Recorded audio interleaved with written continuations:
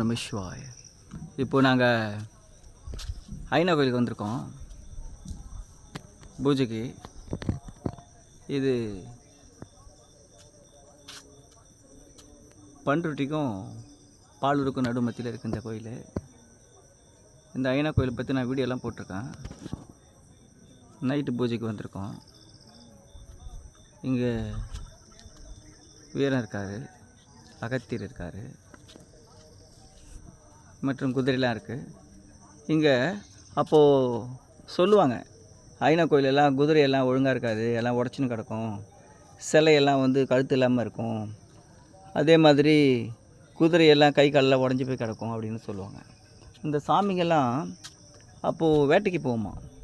வேட்டைக்கு போகும்போது அங்கேருந்து வர்றது இங்கே இருக்கிறத உடைக்குமா, இங்கேருந்து வர்றதை அங்கே இருக்கிறது உடைக்குமா அப்படின்னு அப்போ சொல்லுவாங்க.